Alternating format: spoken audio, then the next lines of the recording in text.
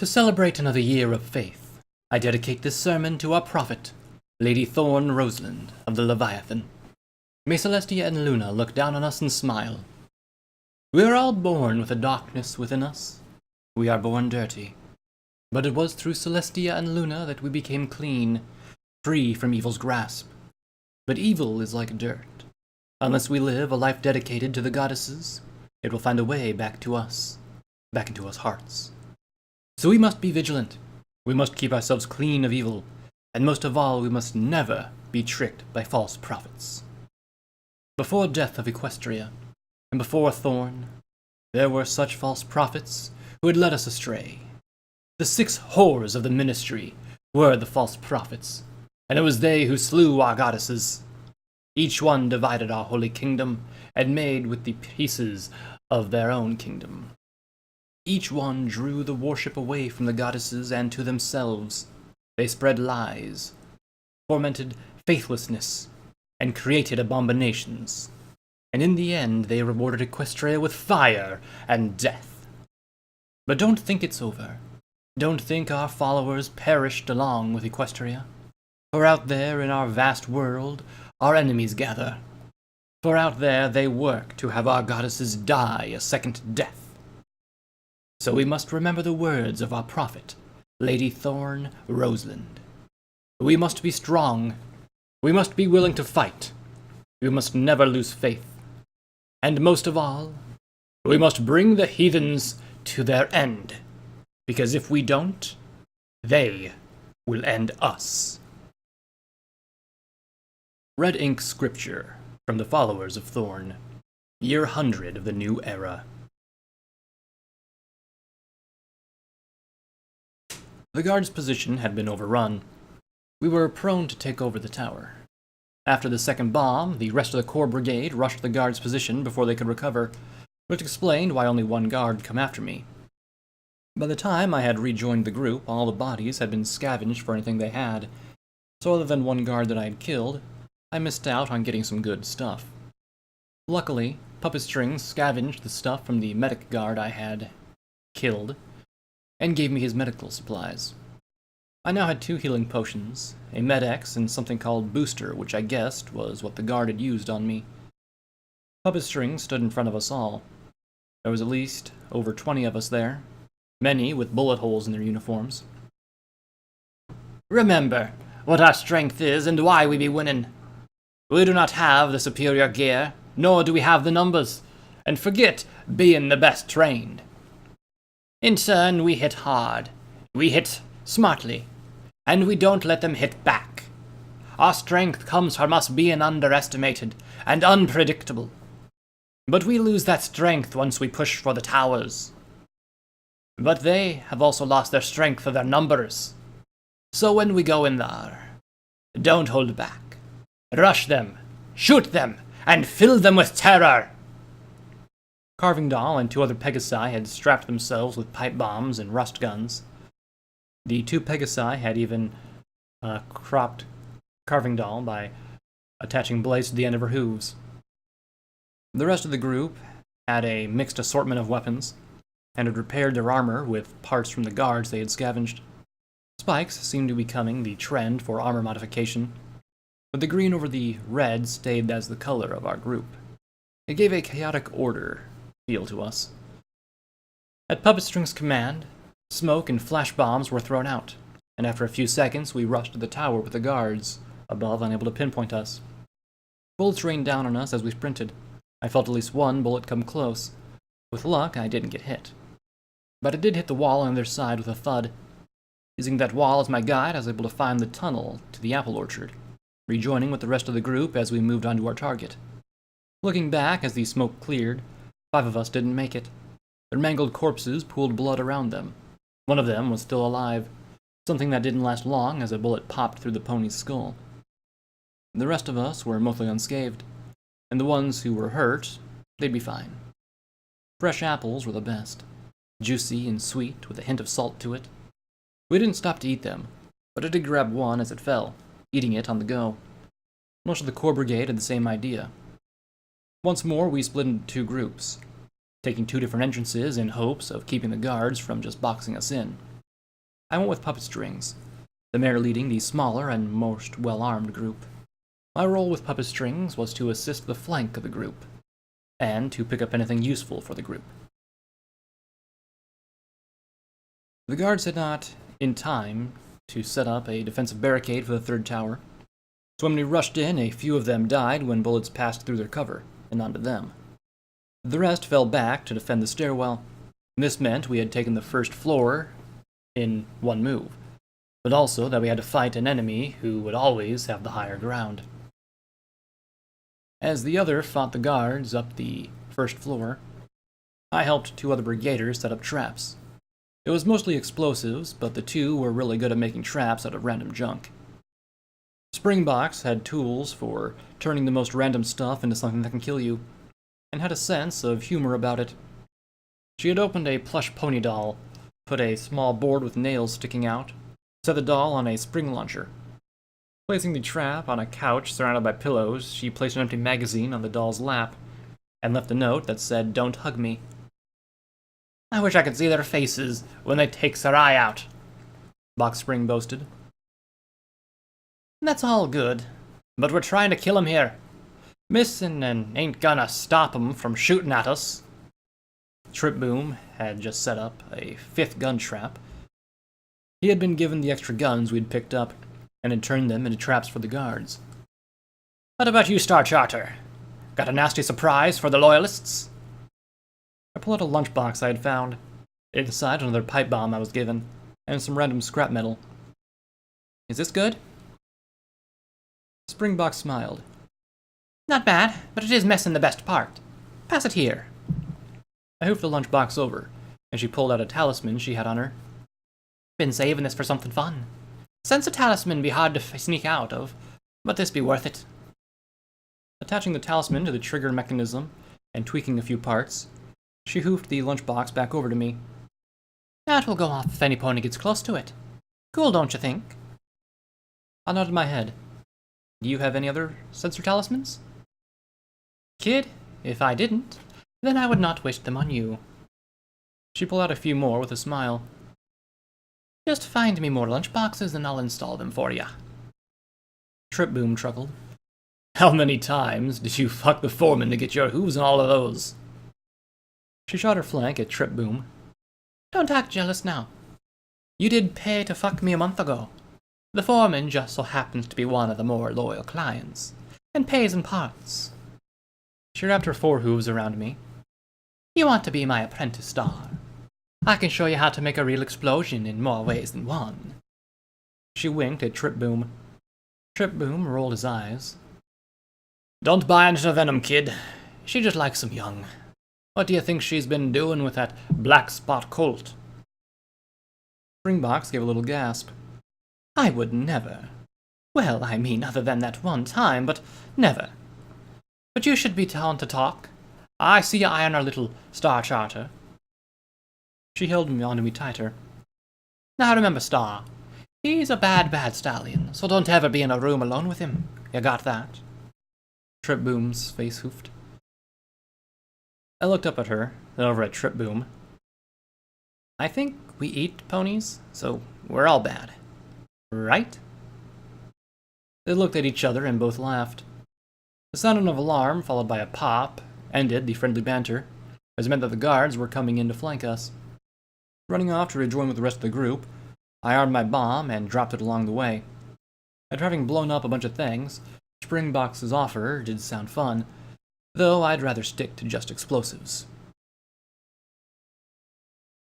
Turns out that there were other ways into the main tower other than the way we came in, making our run to regroup more exciting than we thought it was going to be. A quick throw of a grenade gave us time to get back to the group, but not before we had to dance around a few bullets and guards. A satisfying kaboom came from downstairs. If my mine didn't kill any of the guards, it had to have scared the shit out of them. Sadly, I hadn't seen any more lunchboxes, but I was hopeful that soon I'd find other things to turn into a trap mine. When we did rejoin the group, the fighting was in full swing.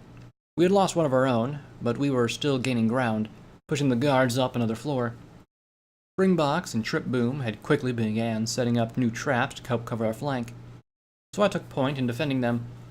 Puppet String didn't say much, at the matter, simply throwing some more explosives to use.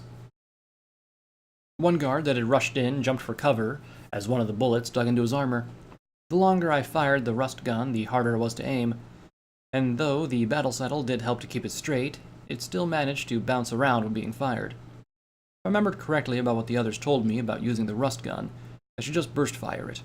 Around 3 shots to keep control. I was also taught that the rust gun overheated a lot.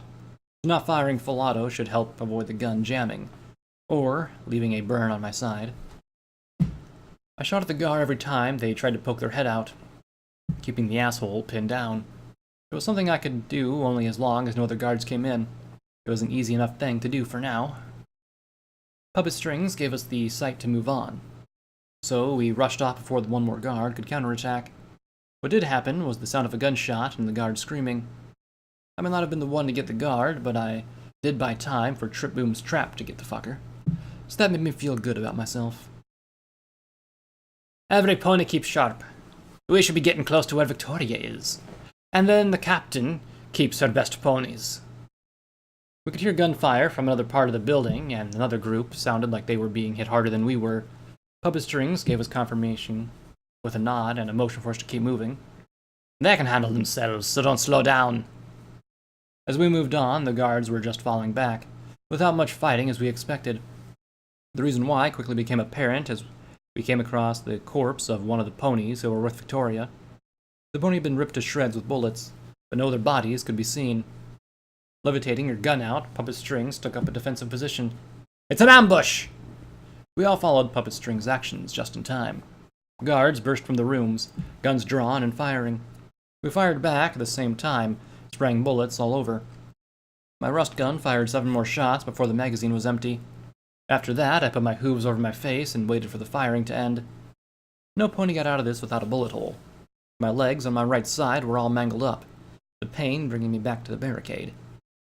So I quickly injected myself with Med-X and guzzled the healing potions. Shit, felt good. Better than good. I could probably kill a pony with my hooves. I'm going to find a pony to kill. Like, right now. I found myself going nowhere as I walked off. I was being held in place by my tail, Puppet Strings holding it firmly with her magic. You use all the Med-X you had, damn it! Her dress was wet with blood, turning it from black and white to black and red. That was enough for a full-grown stallion! Really? I don't know why, but I felt sad now. So I turned around and hugged her. Did I do bad? I did do bad, didn't I? Great. Now the filly be tripping out. She sighed, hugging me back. Just stick with me, we're heading to Victoria now. She put me on her back. It felt nice. Like when I was a prison paint. But smelled more of blood. The rest of ya, stay here. Heal up and hold off any loyalist that comes this way. About half of us got up and took defensive positions. The others, they just went to sleep. Lazy fuckers. But fuck them. I get to see Victoria again. They're lost for being lazy. The guards on the other hoof all stayed down. As they should. Stupid guards doing nothing but being assholes.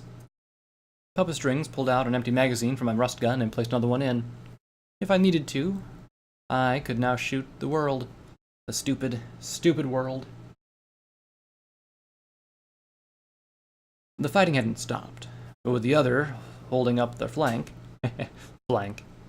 Well, you know, the mean guards weren't coming to our flanks anymore. Is it bad that I think Puppet Strings has a nice flank? Puppet? You have a nice flank. Why do you hide it under that dress? She sighed, using her magic to lift the dress, so I had to back up to make room. Was she coming on to me? Most ponies find it uncomfortable. You be around a pony whose cutie mark, be a living pony, string through with them.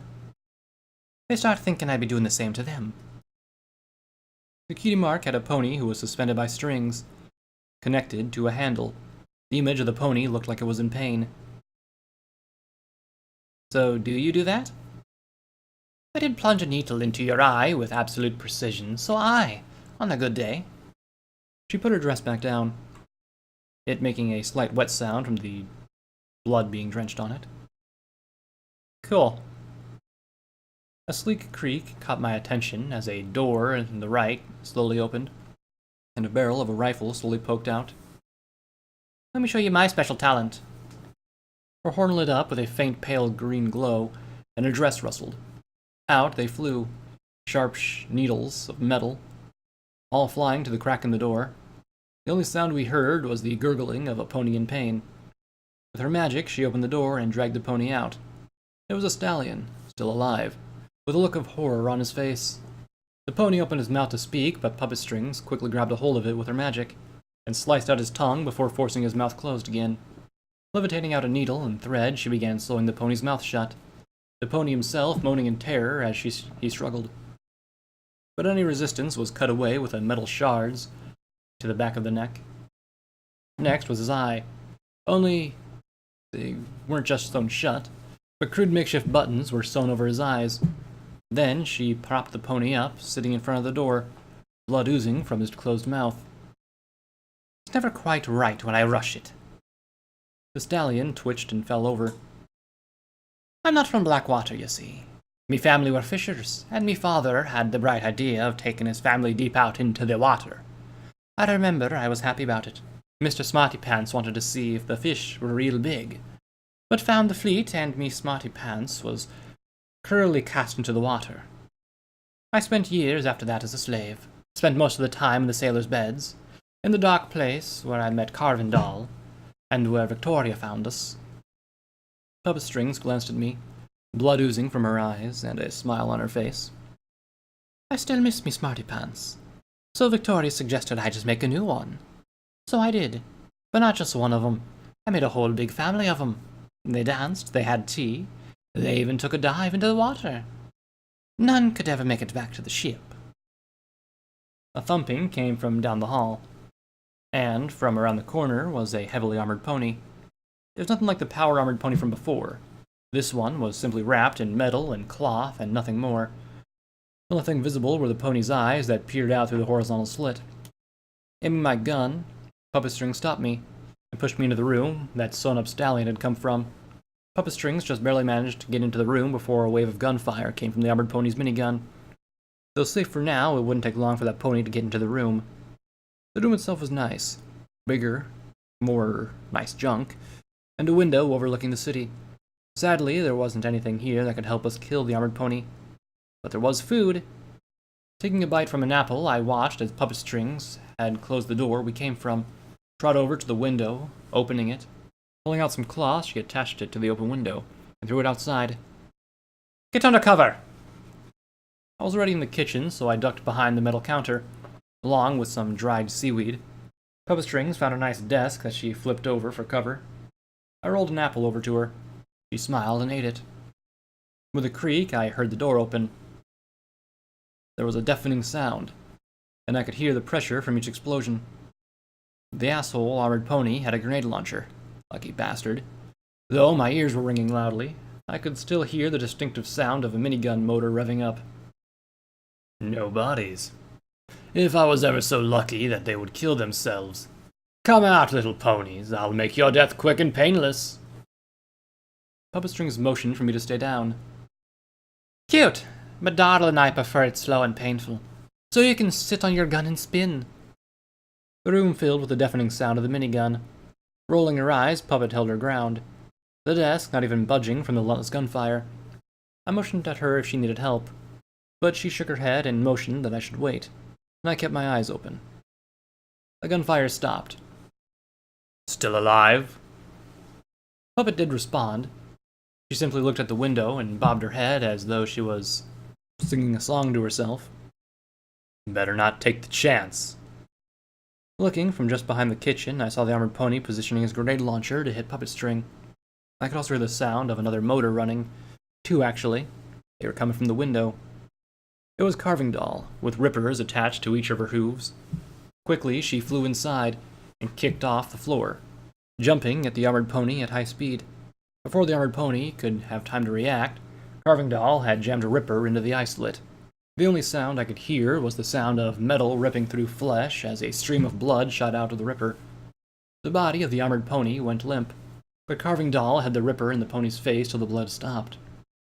Turning off the rippers, Carving Doll pushed them back to her hooves, allowing her to stand normally. Victoria's on the next floor. She got the captain boxed in, but security dogging her down. I passed Carving Doll a last apple in the room, and she quickly ate it. I've sent me other flyers down to let others know what they need to do, but she wasn't with you in her last push. She looked over at me. You too, but for more poetic reasons. I silently prayed, thanking Celestia and Luna for giving us the strength to get this far, and asking them to give us the strength to stop this fight. Nodding, I followed Carving Doll out of the room and onto the stairs. Our next stop